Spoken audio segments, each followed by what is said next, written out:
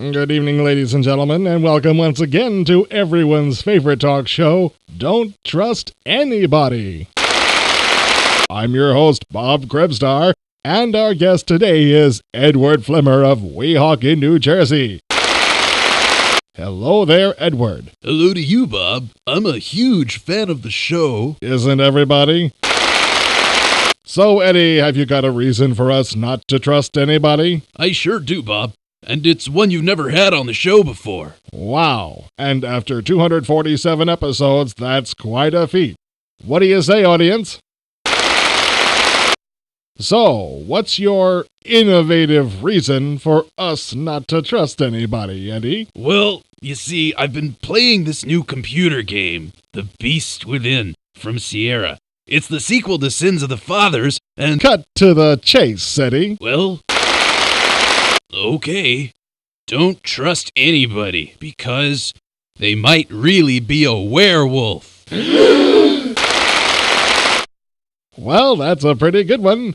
It sounds a bit like don't trust anybody because they might really be space aliens from episode 85, though. No, this is completely different.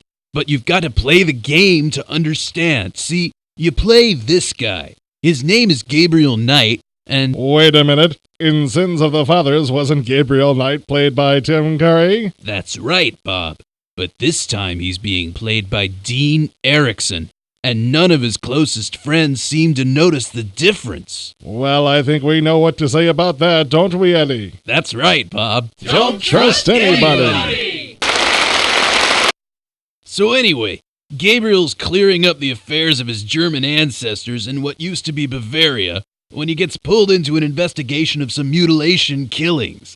The authorities blame the occurrence on two wolves that escaped from the Munich Zoo. A little international intrigue, eh? Well, that doesn't sound very trustworthy at all. Oh, it's not, Bob. Gabriel manages to figure out in pretty short order that the zoo wolves had nothing to do with the deaths, and the trail leads to an exclusive hunting club for the German aristocracy. Meanwhile, Grace Nakamura is fed up with getting left behind in New Orleans, and when she hears about the new case, she hops a plane to Germany. Wow, I didn't think she had it in her. Well, the first game didn't expand her character much, but in The Beast Within, Grace is a much stronger figure with a real determination to get her way. She's a major shrew, huh? In a nutshell, Bob. So, during the course of the game, you alternate between controlling Gabriel and Grace, right? That's right, Bob. And it all takes place in the beautiful surroundings of Munich. Now, Sierra's Phantasmagoria was good-looking, but none of it was this realistic. That's because the sets in The Beast Within are actual photographs from Germany. But even those have been retouched. The palette washed out here, oversaturated there. It sort of gives a vacation slideshow look to the whole thing. Retouched photographs. What do you say, audience? Don't trust anybody! Actually, Bob, it's interesting that you should bring up Phantasmagoria. Well, surely the comparison's obvious, isn't it? I mean, they're both Sierra products, they're both chock full of digitized video, they've both got lots of CD-ROMs, and they're both horror-paced. And they're released within 5 months of each other. That's right, Bob. And yet, The Beast Within is vastly better than Phantasmagoria in almost every conceivable way. The script is complex and interesting, the acting's really good, the camera work is good, there's about 4 times the gameplay. But Phantasmagoria continues to sell really well for Sierra. That doesn't make it a good game, but it certainly is better suited for beginning adventure gamers than The Beast Within. This is a challenging game and will mostly appeal to experienced players. In fact, the biggest complaint I have about The Beast Within is there's not enough online help to guide you along when you get stuck. Are there any more cool features about The Beast Within, Eddie? There are a ton of them, Bob. The storyline takes all this werewolf stuff and ties it up with the history of King Ludwig II and Richard Wagner. But that sounds suspiciously educational.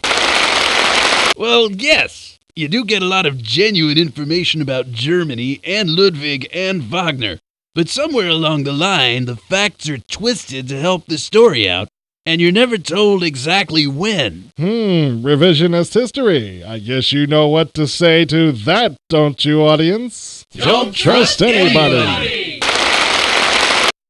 So that's why we couldn't trust anybody, is it, Edward? That's right, Bob. Because they might be werewolves, and The Beast Within is a lot of fun and a lot better than Phantasmagoria, and it's got lots of nifty German culture thrown in for good measure. That's why. That's a pretty good summary, Bob. I'll tell you something, Edward. That doesn't sound like a very good reason not to trust anybody at all. That sounds like a computer game review. And you know something, Ed? What's that, Bob? I don't trust you.